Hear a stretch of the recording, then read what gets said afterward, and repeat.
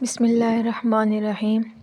جنگلات کی جانب لے جاتا تھا، لہٰذا اس نے مشورہ دیا کہ ہمیں بھی شہر سے ہٹ کر ذرا آگے جا کر جہاں جنگلات شروع ہوتے ہیں اسے وہاں تلاش کرنا چاہیے۔ اس بدمعاش کے مشورے کے پیش نظر پرنسپل نے کمرے میں موجود اسٹوڈنٹس، پولیس اور بعد میں آئے چودھری کے ساتھیوں کی ٹیمیں بنائی گئیں۔ ہر ٹیم میں 10 افراد شامل تھے۔ چودھری نے اپنے ساتھ مجھے رکھا۔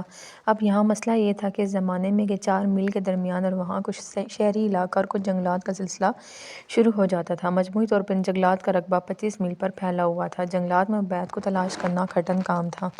باہمی مشورے سے یہ طے ہوا کہ 60 ٹیمیں جنگلات میں اور 3 شہری علاقہ میں کام کریں گی۔ پہلے روز رات کے وقت تمام 10 کی 10 ٹیمیں ناکام واپس آ گئیں۔ عبید نہ ملا۔ اب یہ فیصلہ ہوا کہ اگلے روز ان 3 ٹیموں کو تشکیل دے کر شہر کی حدود کے باہر عبید کو تلاش کیا جائے گا۔ اسی دوران تھانے دار نے آرمی ڈاگ سینٹر کے سونگھنے والے کتے منگوا لیے تھے۔ ان کتوں کو عبید کی چپلیں اور کپڑوں کو سونگھوایا گیا۔ ان کتوں کے ساتھ ملٹری کا ایک صوبیدار میجر بھی آیا تھا۔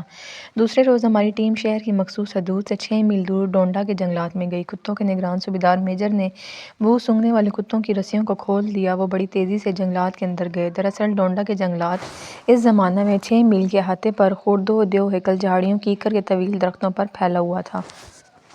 وہ سونگھنے والے کتوں کو ڈونڈا جنگل کے اندر گئے ہوئے 2 گھنٹے ہو گئے تھے، لیکن وہ ابھی تک واپس نہیں آئے تھے۔ صوبیدار میجر نے ساری ٹیم کو تنبیہ کی تھی کہ وہ اس جنگل میں پیدل آگے نہ بڑھیں۔ اس نے بڑے وثوق سے کہا تھا، میرے کتے بے شک رات کو جنگل سے لوٹیں گے، لیکن مجھے پوری امید ہے وہ کچھ نہ کچھ مثبت پیش رفت لے کر باہر آئیں گے۔ ادھر چودھری نے غصے کے عالم میں اس کا گریبان پکڑتے ہوئے کہا، دفع کر اپنے کتوں کو، ہمیں جنگل کے اندر آگے بڑھنے دے۔ صوبیدار نے جھٹکا دے کر چودھری کے ہاتھوں سے اپنا گریبان چھڑاتے ہوئے کہا کہ سردار جی ہوش کریں، آگے جنگل نہیں بلکہ موت کی وادی ہے۔ میں ایسا نہیں کر سکتا اور نہ ہی اس ٹیم کے کسی رکن کو یہ مشورہ دوں گا کہ وہ جنگل کے اندر مزید پیش قدمی کریں۔ تو صرف بکواس کر رہا ہے، میرے ساتھ چلو۔ اوئے مونجا، چلو اپنے بندوں کو لے کر جنگل کے اندر چلو۔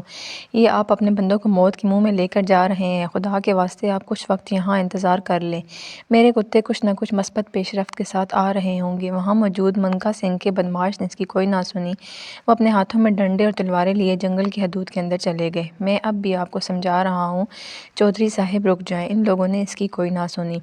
یہاں یہ بتانا بھی ضروری ہے کہ چودھری نے زبردستی مجھے، علی اور تھانے دار رشید کو اپنے ساتھ لے لیا۔ وہاں اندر جنگل میں حالیہ برسات کی وجہ سے شدید کیچڑ دلدل پھیلا ہوا تھا۔ ہم لوگ بڑی احتیاط سے آگے بڑھ رہے تھے۔ سردار جی کدھر سے آگے بڑھیں؟ یہاں تو ہر طرف دلدل ہی دلدل پھیلی ہوئی ہے۔ مجھے نہیں پتا کہاں سے تم نے آگے بڑھنا ہے، بس ایسے آگے بڑھتے رہو۔ سردار جی جیسا آپ کا حکم۔ ہم لوگ بڑی احتیاط سے آگے چل رہے تھے کہ ہمارے پیچھے سے ایک زوردار چیخ کی آواز آئی، ہائے میں مر گیا! پیچھے مڑ کر مت دیکھو، دیکھو گے تو مرو گے۔ پیچھے دیکھا تو رشید صاحب دلدل میں دھنس رہے تھے۔ چودھری صاحب خدا کے واسطے مجھے بچا لو، میرے جسم دلدل میں دھنستا جا رہا ہے۔ تھانے دار نے چیخ کر کہا۔ میں خوش قسمتی سے اس وقت خوش جگہ پر موجود تھا۔ میں بھاگ کر اس کے قریب گیا اور دلدلی زمین میں دھنستے ہوئے تھانے دار کو کہا کہ آپ مجھے اپنی پینٹ کی بیلٹ کھول کر اس کا ایک سرا میری جانب پھینکیں۔ اس نے سیکنڈوں میں اپنی پینٹ کی بیلٹ کھول کر اس کا ایک سرا میری جانب پھینکا۔ اس کا وزن مجھ سے کہیں زیادہ بھاری تھا۔ میں نے اپنے تئیں خوب زور لگایا، لیکن میں اسے اپنی جانب کھینچ نہیں پا رہا تھا۔ میں نے اس کو دلدل سے باہر نکالنے کے لیے ان کو پکارا، فہیم تو اسے چھوڑ اور ہمارے ساتھ چلو، اسے کچھ نہ ہوگا۔ چودھری بڑے غصیلے انداز میں چلایا۔ میں نے 4-5 دفعہ اسے دلدل کے جنگل سے باہر نکالنے کے لیے پکارا تو منکا گروپ کے ایک گنڈے کو تھوڑا سا ترس آیا۔ اس نے ایک بڑی ٹہنی توڑ کر اس کی جانب اچھال کر کہا کہ ایک ہاتھ سے تو اس چھڑی کو پکڑ، میں اسے کھینچتا ہوں۔ ہم دونوں کی سر توڑ کوشش سے تھانے دار دلدل سے باہر نکل آیا۔ وہ واپس جانے لگا تو چودھری نے اس کو ڈانٹتے ہوئے کہا، کہاں دفع ہو رہا ہے؟ سردار صاحب مجھے اپنی زندگی عزیز ہے۔ صوبیدار سچ کہتا تھا، آگے جنگل نہیں بلکہ موت کی وادی ہے۔ تو نے اگر اس مصیبت میں ہمیں اس اندھے جنگل میں اکیلا چھوڑا تو یقین کر میں تجھے گولی مروا دوں گا۔ مروا دے، مجھے اس کی کوئی پرواہ نہیں۔ تھانے دار نے انتہائی غصے کے عالم میں یہ جملہ کہا تو چودھری نے اپنے نیفے میں اڑسا ہوا پستول نکالا اور ایک فائر اس کی جانب داغ دیا۔ بیچارہ تھانے دار ٹانگ پر گولی لگنے کے بعد زمین پر گر گیا۔ چلو اسے کوئی نہ اٹھائے، اسے یہیں مرنے دو۔ چودھری کے اس اقدام سے ٹیم کے سارے اراکین سہم گئے۔ ہم لوگ آہستہ آہستہ آگے بڑھ رہے تھے کہ ہماری نگاہوں کے سامنے سونگھنے والے کتے بڑی برق رفتاری سے ہمارے سامنے سے گزرے۔ ان کتوں میں سے ایک کے منہ میں ایک بڑا سا کوا دبا ہوا تھا، جبکہ دوسرے کتے کے منہ میں ایک میلا سا کپڑا تھا۔ وہ تیزی سے جنگل سے نکلے۔ چودھری نے کتوں کی اس حالت میں واپسی دیکھی تو اس نے اپنا وتیرہ بدلتے ہوئے ساری ٹیم کو کہا کہ واپس چلو۔ سردار جی ہم بہت آگے آ گئے ہیں، تم میں سے آدھے بندے جنگل میں آگے جائیں اور آدھے میرے ساتھ واپس صوبیدار کے پاس چلیں۔ دلی طور پر ساری ٹیم واپس جنگل کی جانب نہیں جانا چاہتی تھی۔ چودھری نے اپنی انگلیوں کی مدد سے چند افراد کو آگے بڑھنے کا کہا تھا۔ شکر ہے اس نے مجھے واپسی کا اشارہ کیا تھا۔ ہم جب دوبارہ واپس صوبیدار میجر کے پاس گئے تو اس نے کچھ طنزیہ جملے سنائے۔ اچھا بتا تیرے کتے کیا کہتے ہیں؟ چودھری نے کہا، سردار جی آپ خود دیکھ لیں، ایک کتے نے اپنے منہ میں مردار کوے کو پکڑا ہوا ہے اور دوسرے کتے نے یہ نیلے رنگ کا کپڑا پکڑا ہوا ہے جو دیکھنے میں کسی قمیض کا ہے، قمیض میں خون لگا ہوا ہے۔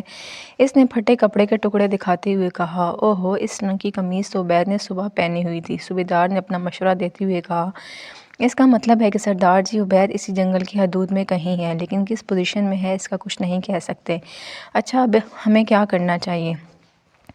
سردار جی میرے دو کتے ابھی اس جنگل کے اندر ہی ہیں، مجھے تھوڑی دیر ان کا انتظار کرنا ہے اور مجھے امید ہے وہ دونوں کتے ان دونوں کتوں کے پیچھے آ رہے ہوں گے۔ ابھی اور ہمیں انتظار کرنا پڑے گا، چودھری نے پرزور انداز میں چلاتے ہوئے کہا۔ صوبیدار میجر اس کے قریب آیا۔ اس نے چودھری کو کہا، سردار جی مجھے آپ کی پریشانی کا احساس ہے، لیکن ہمیں آپ کے پتر کو بڑی پلاننگ سے تلاش کرنا ہوگا۔ جہاں آپ نے اتنا صبر کیا ہے مجھے صرف 10 منٹ اور دے دیں۔ تقریباً 10 منٹ بعد ایک انتہائی شدید زخمی کتا لڑکھڑاتا ہوا جنگل کے اندر سے نمودار ہوا۔ اس کے جسم پر کووں کے ٹھونگوں کے سینکڑوں نشان نمایاں تھے۔ اوہ سردار جی اب میں نتیجہ پر پہنچا ہوں، اب میں سمجھ گیا ہوں کہ آپ کا پتر کس لوکیشن پر ہوگا، لیکن میں آپ کو اب بھی یہاں یہ بات صاف طور پر بتا دوں کہ آپ کا پتر اس جنگل کی جس لوکیشن میں ہوگا وہ لامحالہ شدید کرب میں درندوں کے مرنے میں ہے۔ اچھا اپنی بکواس بند کر اور یہ بتا کہ اب ہمیں کیا کرنا چاہیے؟ چودھری نے انتہائی پریشانی میں اپنا سر پیٹتے ہوئے کہا۔ صوبیدار میجر نے کہا، سردار جی کم از کم 10 افراد پر مشتمل ٹیم سامنے نیل راستے سے اور 10 افراد پر مشتمل ٹیم سائٹ سے جنگل کے اندر بھیجنی چاہیے اور اسی طرح ایک پارٹی نورال کے علاقے سے جنگل کے اندر جائے۔ سردار جی خدا کے واسطے مجھے اس معاملے کو اپنے طور پر ڈیل کرنے دیں، اگر آپ نے اس کو سمجھنا نہیں تو میں واپس چلا جاتا ہوں۔ ایک بدمعاش نے درمیان میں مداخلت کرتے ہوئے کہا، نہیں نہیں صوبیدار صاحب یہ معاملہ آپ اپنے طور پر ڈیل کریں، آپ جلدی سے ٹیمیں تشکیل دیں اور جنگل کی جانب پیش قدمی کریں۔ اس بار بھی چودھری نے مجھے اپنی ٹیم میں رکھا جس نے نیل کے راستے جنگل کے اندر جانا تھا۔ نیل کی سائڈ سے جنگل کا راستہ کچھ کم دلدلی اور بہتر تھا، لیکن وہاں پھر بھی جگہ جگہ کھڈوں وغیرہ میں پانی کھڑا تھا۔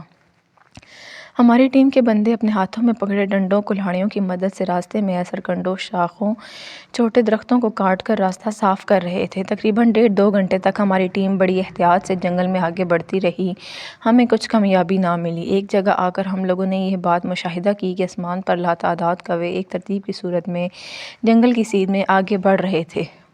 صوبیدار میجر نے پوری ٹیم کو کہا کہ وہ ان کووں کی جاتی لکیر کو فالو کرتے ہوئے چلیں۔ تقریباً 1.5 گھنٹے کی مسافت کے بعد ایک مقام پر آ کر ہماری ٹیم یہ منظر دیکھ کر ٹھہر گئی۔ منظر یہ تھا کہ عبید ایک خالی جگہ پر اکڑو بیٹھا ہوا ہے اور اس کے آگے پیچھے ارد گرد سینکڑوں کوے منڈلا رہے ہیں اور اس سے دور بو سونگھنے والا کتا کووں کو بھگانے کے لیے بھونک رہا ہے۔ چودھری نے ایک زوردار آواز کے ساتھ چلاتے ہوئے کہا، ان کووں پر فائر کرو، ایسا نہ کرنا۔ صوبیدار میجر نے آخری حد تک زور سے چلاتے ہوئے کہا، ایسا نہ کرنا، ایک سیکنڈ میری بات سنو۔ صوبیدار نے کہا، ہمیں ان کووں کے قریب ہوائی فائر کرنا چاہیے، ہرگز سیدھا فائر نہ کرنا، اگر ہم نے ایسا کیا تو ہو سکتا ہے یہ کوے اس بچے کو کوئی نقصان نہ پہنچا دیں۔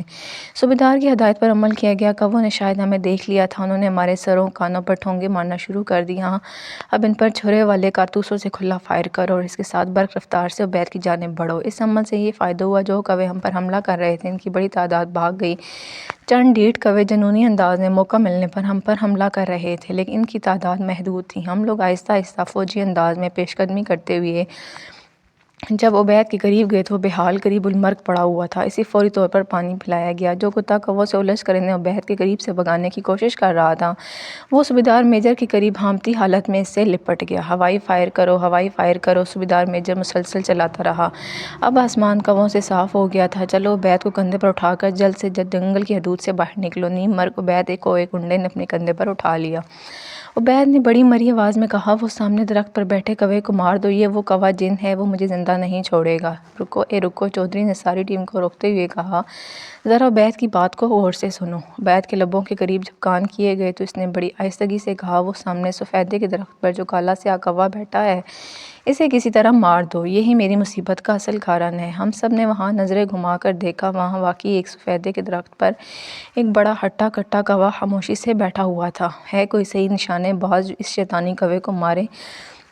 ہاں سردار جی میں ہوں۔ منکا گروپ کا ایک بدماش بڑے شوق سے آگے بڑھا۔ دیکھ اگر تو نے میرے پتر کے اس دشمن کو مار دیا تو میں تجھے 2 مربع زمین دوں گا، اور ہاں اگر تیرا نشانہ چونک گیا تو یاد رکھنا تجھے گولی مار دوں گا۔ سردار جی خدا نے چاہا تو میں اپنی زبان پر کھڑا رہوں گا۔